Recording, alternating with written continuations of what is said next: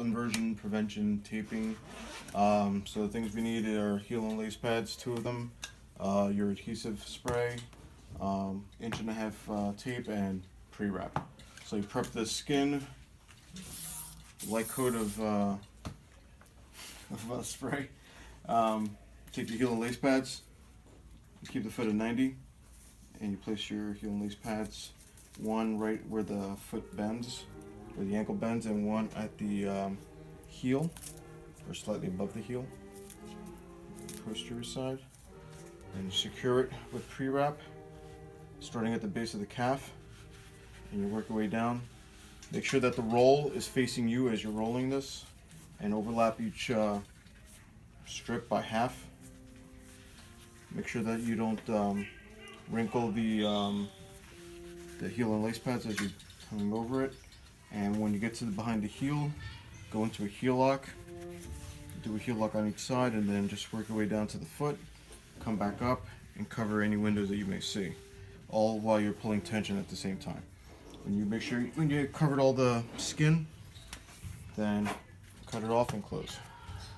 If you have a little window here on the heel, that's fine. If you have a window here, that's also fine. It's not a big deal. It's more on the sensitive parts of the skin. So when you're taping, you start off with 3 anchors up top.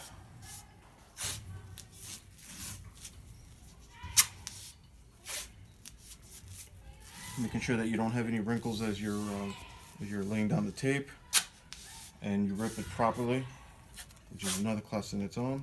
And then 1 anchor at the midfoot. If you go across the base of the 5th, make sure that you don't pull any tension on it, just lay down the tape. So 3 anchors here, 1 anchor down midfoot.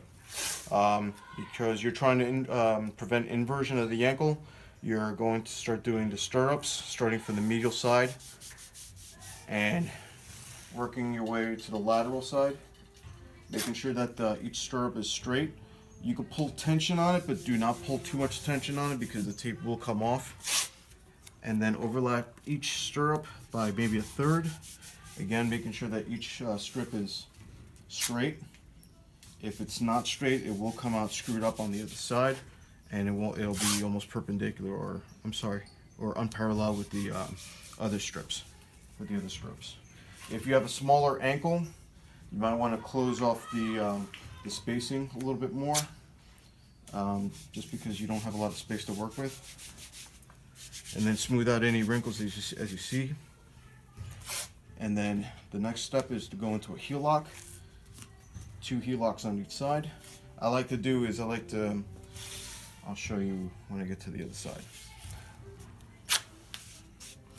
So when I start the heel locks, I like to go find the malleolus, use the malleolus as a landmark. Cut the malleolus in half diagonally, so behind the heel, or behind the Achilles, under the heel, and then across the foot, and then cut it. So already have 1 on each side. And then the next ones you do, make sure that you don't do it completely on top of the other one. Just stagger it a little slightly. It's kind of redundant there.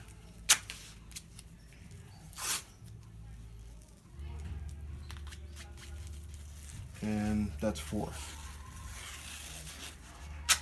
So I got my 4 heel locks. Now I'm going to do my figure 8s.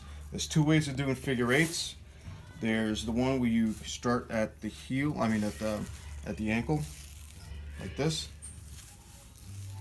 and then you go around the foot.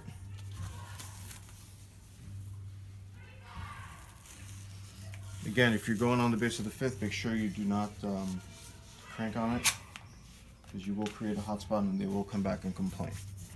Alright, so that's one way of doing a figure 8. The other way of doing a figure 8 is by starting here at the midfoot, slightly angled,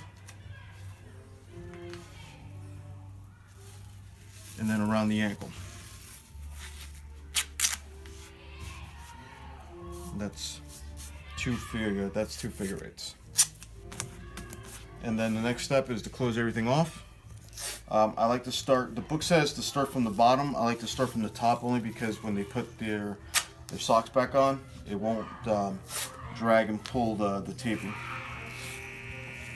And if you notice that every time that I get lower on her leg, the angles change differently. So if you see the lines here, they're slightly, they look like the top of a capital A.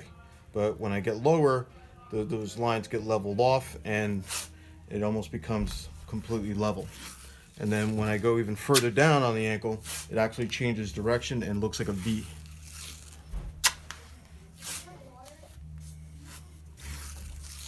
And lastly, just check to see if I have any windows. Make sure any of the exposed pre-wrap that's down here is covered with some C-strips. Like I say, if I had a window here, what I would do is just take a C-strip and cover it like this.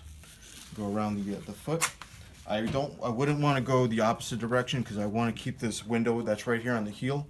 And that's pretty much it. Make sure the spacing's almost even with each other. No windows, no wrinkles, no bulges, and that's pretty much it. So that's your inversion ankle taping.